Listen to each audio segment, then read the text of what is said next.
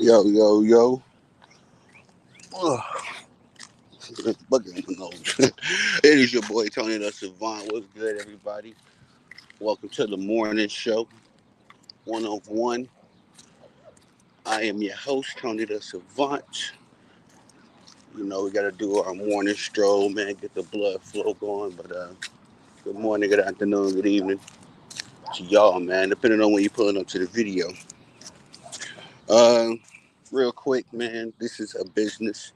So if y'all don't mind swinging by the Instagram page, Tony the Savant, give your boy a follow over there. Got some exclusive basketball content coming down the pike. Also, swing by the Twitter, X, whichever one you call it, Tony the Savant. Give your boy a follow over there. Also, the headquarters, the hub, Facebook, Tony the Savant, dropping all of the daily updates of the brand and the movement, of course, on the book. Uh, and of course, at the crib, man, we right here at the home, the hub, the headquarters of YouTube, where we drop all the videos, the clips, the highlights, all of the sports shows right here on the tube, man. Again, this is a business. We have a lot of fun talking sports, but your support would be greatly appreciated as it does help the growth of the channel.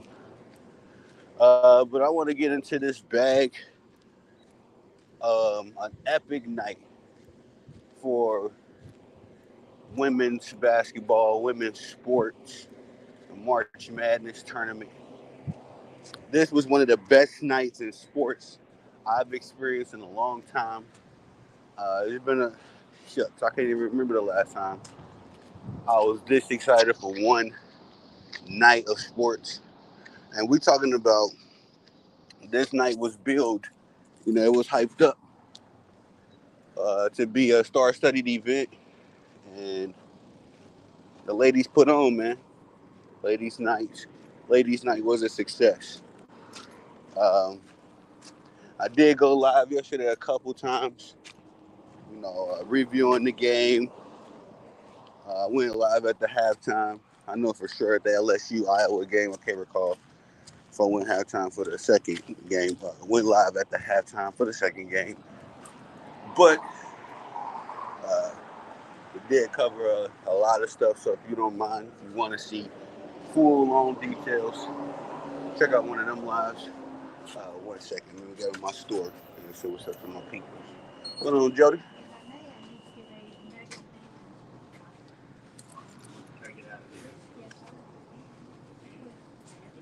You want a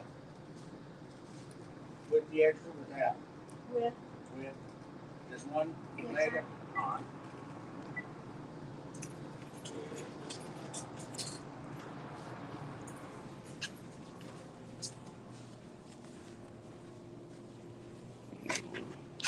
Couple of these Mentos. Wake up this moment.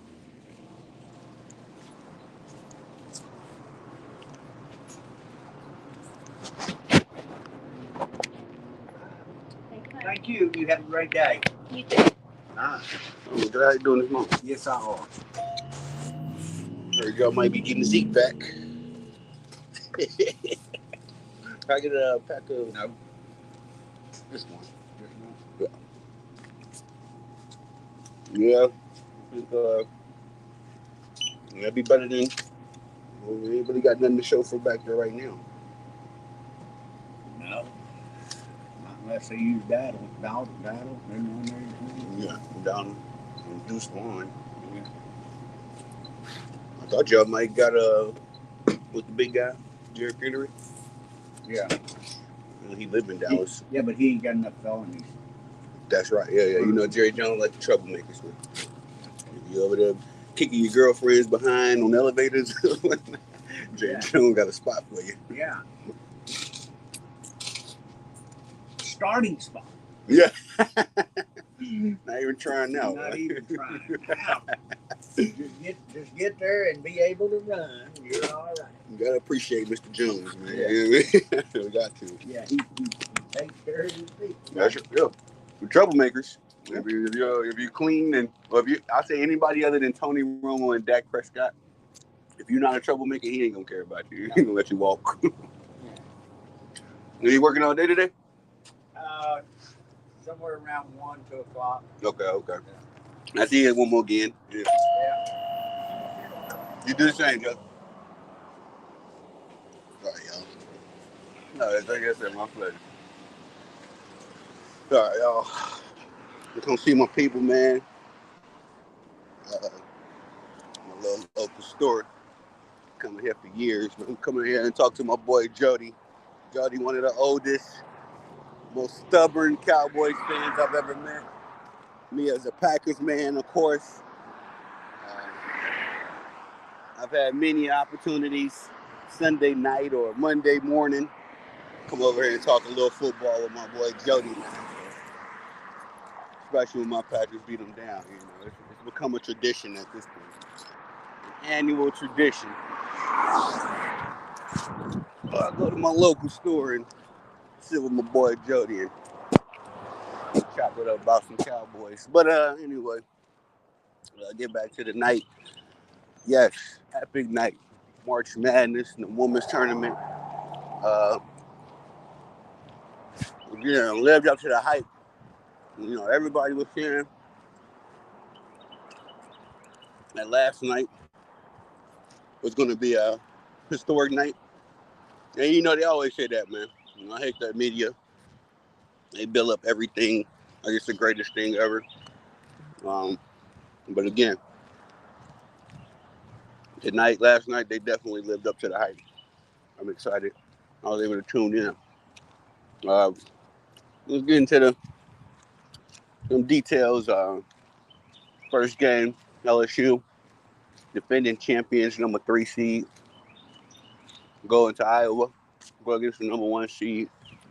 The Caitlin Clark mania has been real these past few seasons, but I don't think any more real uh, than it has been this season. And what's the name? Let's get back before I get into these Caitlin Clark bars. Anyway, yeah. So I was been following Caitlin Clark this season. As far as her revenge mission, I've been following her to see if she can rebound from last season's turmoil, as she was, carried an unlikely Iowa Hawkeyes team to the state championship, to the national title game. Unfortunately, she was met with defeat going against the powerhouse LSU and the superstar Miss Angel Reese, which I had to make an executive decision last night, y'all. You'll have to forgive me, as I do think Angel Reese will probably move on to the draft after this year. Um, I'm rocking with Paige Buckers, man. That's my new favorite lady athlete in the game right now, especially in the game of basketball. Y'all know basketball is my first love, or my true love. But um, Angel Reese definitely put on last night. I think that she suffered an ankle injury, I think somewhere in the second quarter, and that definitely hindered her moving forward. Sorry, definitely hindered her moving forward as far as her mobility. I think as far as what she could do, not trying to make no excuses, because Hawkeyes got to the point where they were just pouring on, especially in the third quarter. It seemed to me like it got the first half was kind of getting the jitters out of the way, and then the second half for the Iowa Hawkeyes, they just opened up the game book and essentially put the game away, because the fourth quarter, the LSU, they were trailing the entire quarter, and every time they got it close, Shout out to Caitlin Clark. Definitely earned a new level of respect from me. I've always liked her before, but I was kind of getting worried that she was just going to be uh, an offensive weapon type. You know, I didn't think I was scared and worried that her game uh, wouldn't translate for the big nights, even for the big games, if you will. So, but last night it was a moment for me to really to really see what she was about. Because all throughout her college career, I mean, I ain't trying to take anything away from her sizzle, but I don't think Caitlin Clark has been relatively challenged or relatively felt uh, any true pressure. You know, she's essentially been able to go out and play the way she wants to play and do her thing. You know, so there's no knock on her. It's just when you looking at the situation, it's like, well, you know, everybody calling her the greatest college athlete of all time all of a sudden, and all this, that, and the third. You know, I needed to see what a big pressure game and a big pressure moment on her resume would look like. So I think last night was the first real true big test for Caitlin Clark. As I think that if she was to lost last night, you know, sports opinions of her would have changed this morning. You know, it would have been a lot of people, I'm sure, coming off of the Caitlin Clark hype. But she was able to further her legacy, further the Caitlin Clark ride for at least another game, punching the ticket for the Iowa Hawkeyes into the Final Four for the second straight year. Forget who it was. I seen somebody tweet, you know what I'm saying? But it was somebody from the rival school from Iowa, but just, you know, they were like, they said the same thing I said. Like, man, you know, whoever this person that was that tweeted was a public figure, somebody that's got the blue checks in the sports world. But they said that, you know, although Caitlin is putting on their rivalry school, they got to acknowledge that this young lady is doing something special. So, again, like I said, I got to agree with that. Caitlin Clark put up 41 big points, 12 assists, 7 rebounds. She got some help from her teammates, but for the most part, she was the one hitting all of the big shots. Again, when the fourth quarter, every time LSU would make a little push, cut the lead, get the lead underneath 10. You know, sometimes they would get it to 8, 9. I think the closest they got it to was like 6. But every time they got it close, Miss Clark hit a big shot and was able to uh, close the game at 94-87. So definitely impressed me personally with Caitlin Clark's outing. 41 points in a big game. That's a legendary performance. You know, and like I say, with the considerations, the situation, her going up against the team that eliminated her last year. Not only that, her going up against the defending champions. Not only that, her going up against a proverbial super team. Because last year, LSU didn't have Haley Van Lith, and I got to do a video, you know, making my commentary on Haley Van Lith because I think that she has displayed a very rare level of professionalism and sacrifice.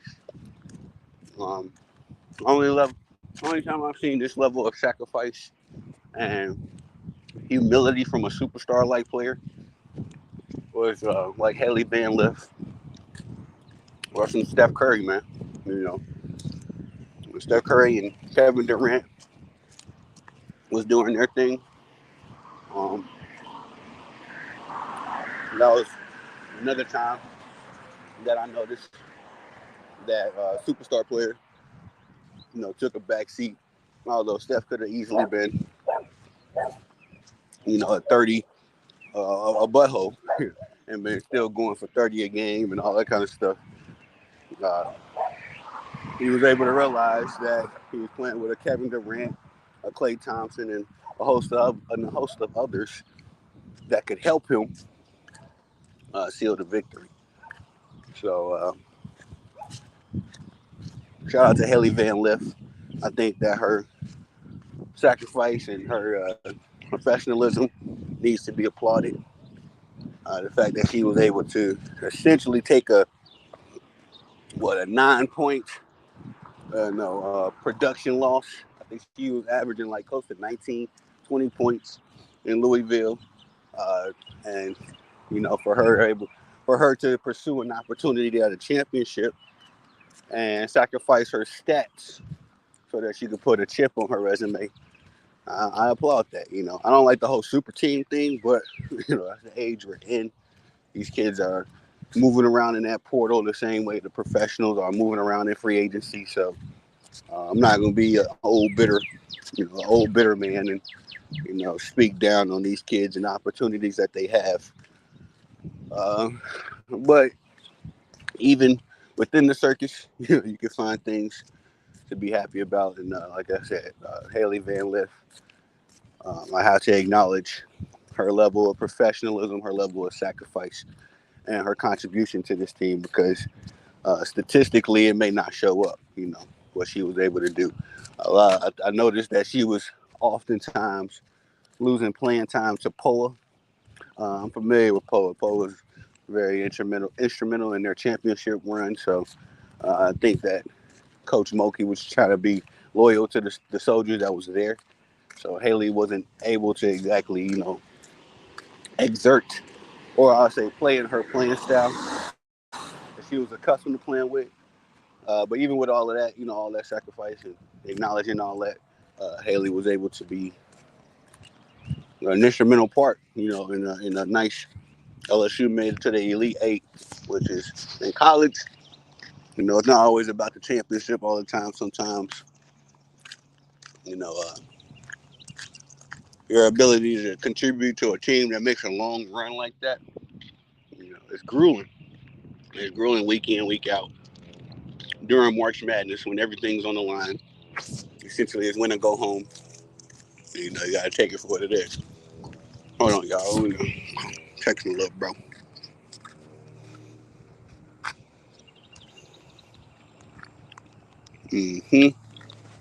But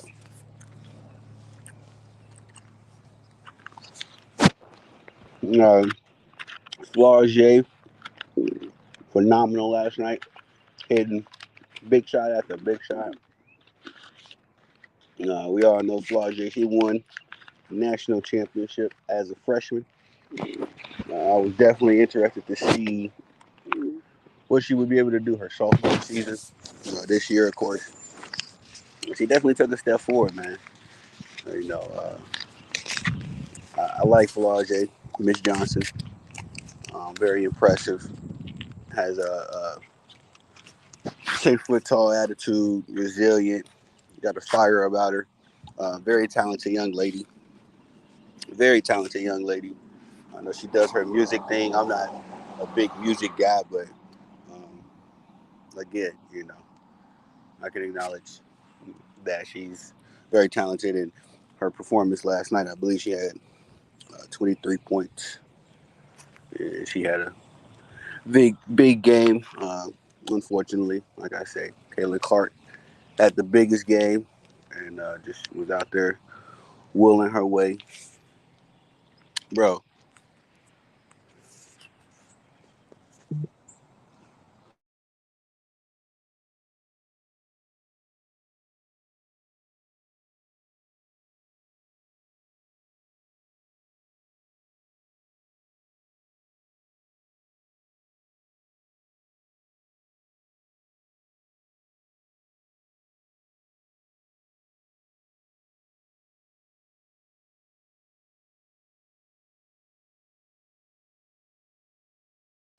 okay. Sorry about that. But anyway, yeah. Uh, uh, what was I saying? Haley Van Lith definitely. Flau'jae Johnson, future superstar, in whatever aspect of field she decides to pursue a career in. Again, like I said, she's very talented. Uh, not only on the basketball court, but off the basketball court. And yeah, man, seeing what she was able to contribute not only in the championship run, but this run, and more notably last night, just hitting big shot after big shot. I think Flau'jae is in the same kind of position Juju Watkins is in, as far as just being young, raw talent. Once they get their games kind of reeled in, if they decide to pursue basketball on a professional level, once they get that game discipline and a little bit more control, yeah, they can be unstoppable, man. We're probably looking at that.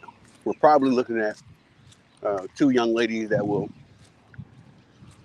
be on the all-time scoring list for the WNBA, respectfully, because they just both got games about them. But um, just trying to make sure I hit all the points in that game. Just a back and forth, like I say, an instant classic. That particular game, but Caitlin Clark, you could definitely see it. You could definitely feel it in the air. Uh, and I hate when people say this. I've always found that saying kind of corny. They'd be like, "Oh, he wanted it more," or that person wanted it more. I don't think there's ever been a case for me where I was watching somebody on the basketball court and I noticed that they literally just wanted it more. I noticed that. I think that Caitlin Clark is very aware of what a championship run, this season could do for her legacy, her status. Not that I don't think she's like the selfish type, but I think that she is one of them old school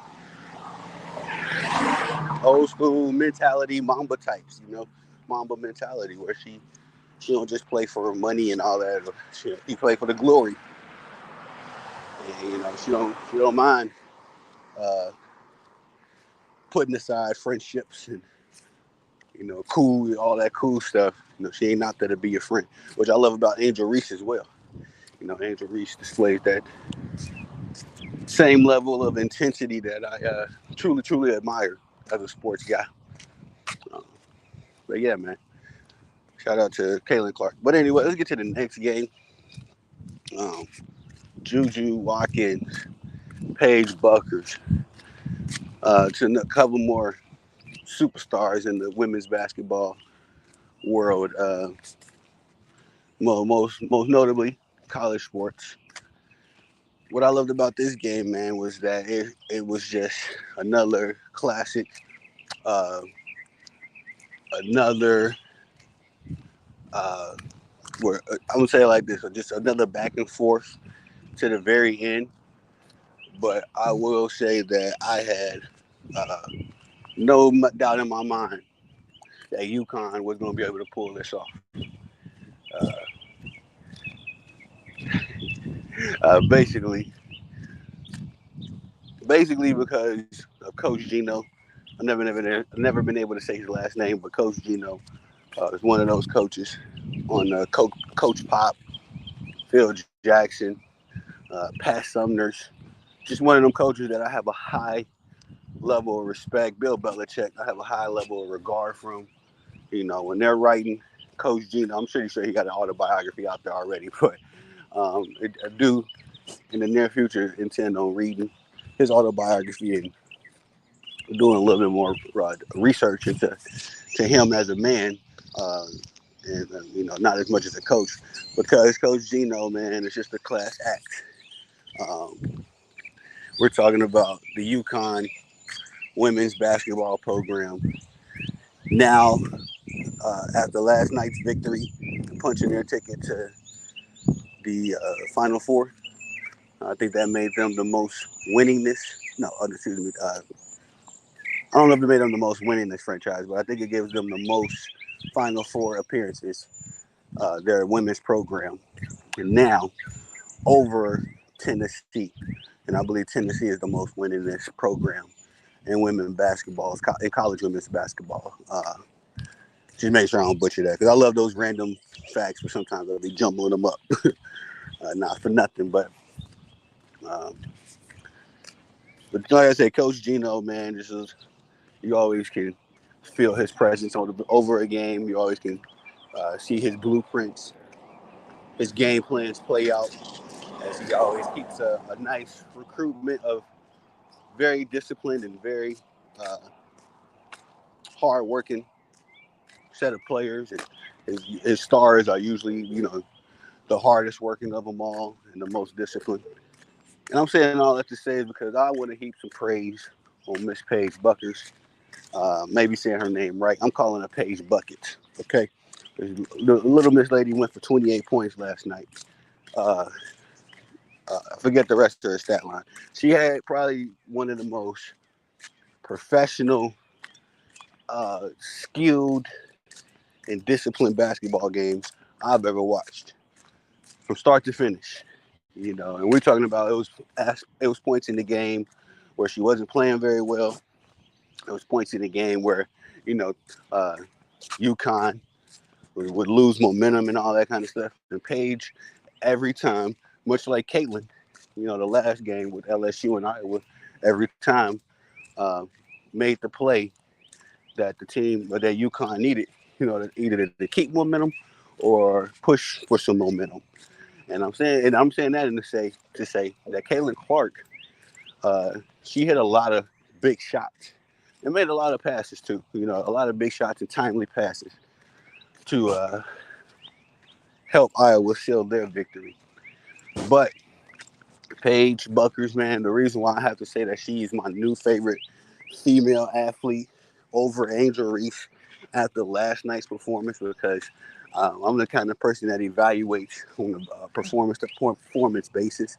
I'm not going to ever go crazy and be like, oh, one performance makes somebody the GOAT. But one performance can uh, get you, or it can earn you, or you can lose my respect. You know what I mean? So, uh, Paige, for over the last few years, I've been hearing about her. Didn't really know much about her. I always see her play, but I guess she has that kind of game uh, where you just got to kind of let it appreciate, and then the chips will literally fall where they may. Because, like I say, Paige, even like with Joker, she reminds me a lot of like Joker, Giannis, a particular player that was good, or, just raw talent, perhaps, was decent, serviceable, but each year, I've seen her come out and play. She's gotten better, So, with last night's performance, like I said, she definitely put herself in my favorite. So I'll be definitely watching for her. That she was able to help lead UConn to victory. I forget the final score on that game, but UConn just was outclassing USC. Again, Coach Gino, shout out to him. I think that's a mark and a credit to him for his greatness. That he was able to get his team. Again, another note I want to make about UConn: they are severely injured. I think they got like 5 players injured. I don't know how many starters, but uh, definitely as far as on the as far as staffing goes and on the roster, this team is handicapped. They're playing with a lot of people. I believe their starters last game played all but 13 minutes. The game before USC, excuse me. I got to check and see what they did last night. But they don't have many available bodies, to get these games that they're winning, and they're definitely still winning. Coach Gino, another reason why I respect him is because he just knows how to motivate his troops. I liked something that he said yesterday. Not something that he said yesterday. Something that he said in the beginning of the season.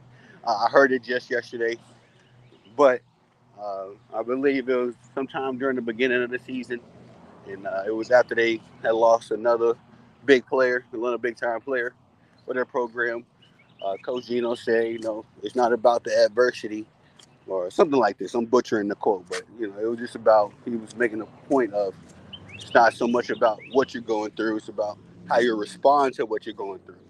You know, how are we going to respond to the adversity of losing all of these key players? Are we going to be down and out about it? Or are we going to dig deeper and find a way? And kudos to Coach Gino, like I said, to be able to motivate his troops, get them to this point.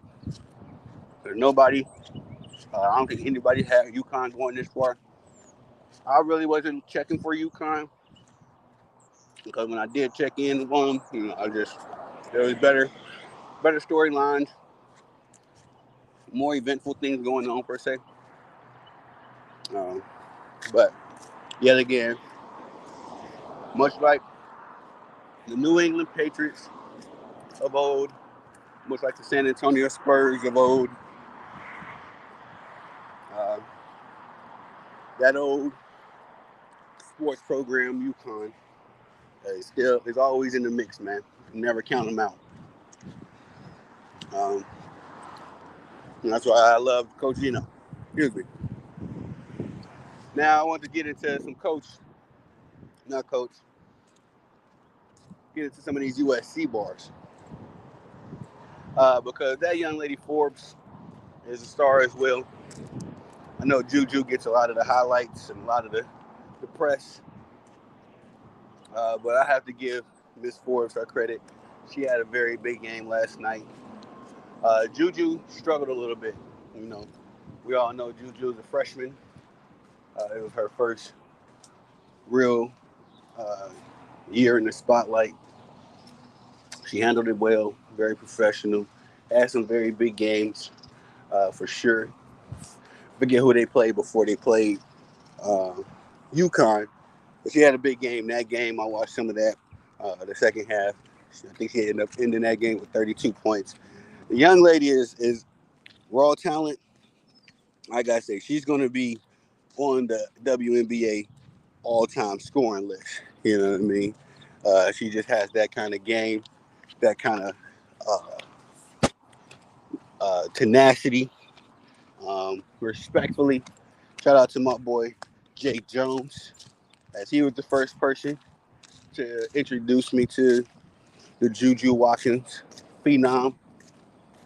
Uh, Now, this is prior. I think Juju had about a couple big games, at this point. But this is prior to me becoming a believer per se. And I'm gonna be honest. I'm gonna be 100. I don't like heaping too much praise on young talent initially. Not to be a hater or anything and the other likes are like that. It's just I like to give young talent time to develop. Just because you had one good year as a young player, that does not mean you're gonna be, the next best thing. Um, and I'm saying that because me as a sports fan, I lived through the Brandon Jennings era. His first game ever as a professional NBA player. The fool dropped 55 points. And everybody was saying he was the next Allen Iverson. And he flamed out really quick. So, uh, in the same time, all in all, Juju, like I say, love what I seen from her this season.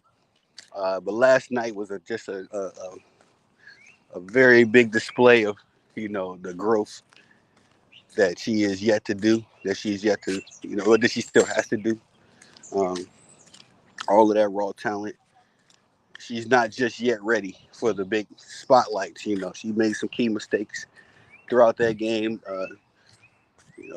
She had a lot of big shots, so her mistakes were definitely covered up by her performance. But she made some rookie mistakes, definitely that put USC in a questionable position, and UConn was able to capitalize on that. Now I forget who it was. I think it was my boy Real Goons TV. Make sure y'all go check out his channel. Check out the content he's dropping for sure. We was discussing it last night, I believe during the halftime when I went live, and we kind of chopped it up, and the game played out exactly how we had kind of seen it happen. UConn just outclassing USC. Not that USC isn't a classy program itself. When you're talking about Coach Gino and the system that he's uh, established in UConn over close to 3 decades now. I mean, 2 decades, 23 years of him coaching. He's punched a ticket in the Final Four, which ain't easy. Forget who it was. The coach for Tennessee, Lady Vols, Kelly. I forget Kelly Parker or something like that. She just got fired, and she was getting her team. Hey, Miss Wanda. She's getting her team to the Sweet 16 every year, um, which I don't think that's easy to do either. But 23 years, including this year, 23 years, Coach Gino was able to get the UConn Lady Huskies into the Final Four 11 times. That entry into the Final Four led into a national championship. So, once again, UConn is in the Final Four. I think the men's program is in the Final Four as well. I'm going to be a little bit more closer to March Madness. I have not really been able to keep up with it initially as far as all the stuff that's been going on in the basketball world. We've had the NFL off season, and now we got baseball pulling back up. My White Sox are 0-4 to start the season, but on the other side, my other baseball team, my Texas Rangers, I believe they're 3-0 to start the season, defending the championship. So a lot of stuff going on in sports. Also, we just had the boxing stuff go down. Tim Tszyu took an L to Sebastian Fedora. Isaac Cruz, Pitbull Cruz was able to seal a victory over Rolly Romero. So, yeah, man, it's just been an eventful time in sports. Unfortunately, again, I'm sorry I haven't been able to keep up with the March Madness stuff, but last night just seemed like it was too good to be true. I was off work, so I made sure I got my rest. I was nice and ready, full, undivided attention on the 2 big games last night. And again, shout out to the ladies. They definitely put on. I am excited for ladies basketball, the near future. I'm excited for the near future after seeing what I seen last night. Women's basketball is in good hands. The future looks bright. Paige Buckers, I feel like she's going to be in the GOAT conversation. She may not be statistically, what everybody, popping off the page, excuse me. She may not be statistically popping off the page. But that young lady, man, very well coached, very disciplined, a great leader. Like I said, definitely.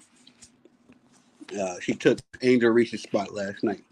I still love the Queen. I still love Miss Reese. But just being 100.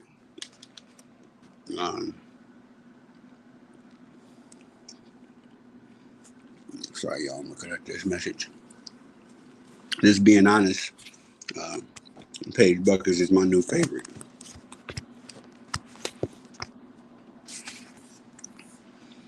Yeah. But so just looking at some messages from work.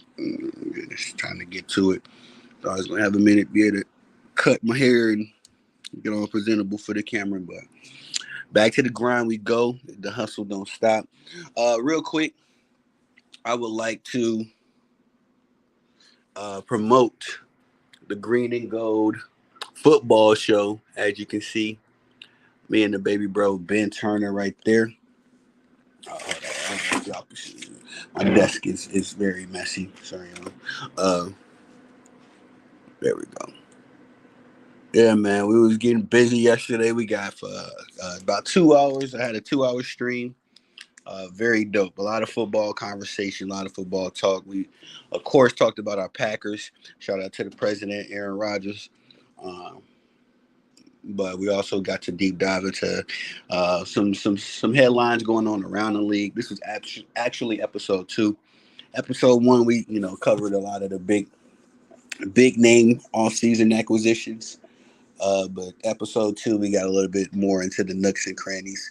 And tonight we'll be going live at 11, the Green and Gold football show, covering all things Packers and NFL. We'll be live tonight. Your boy worked tonight, so it may not be right at 11, but very soon thereafter. And we're gonna pop out and we're gonna do our thing, bro. It's a lot of exciting stuff going on, man. I told y'all, I ain't never stopping working. I thank you for the love and support. Got some more stuff coming down the pike. This is just I'm revealing everything as I'm patiently working on it. But yeah, the Green and Gold football show. We go live Monday through Friday at 11 p.m. at night. Make sure you pull up for that. But just wanted to add some commentary on the ladies' night last night. Epic night, historic, very eventful, very entertaining. Shout out to the Yukon Huskies and the Iowa Hawkeyes.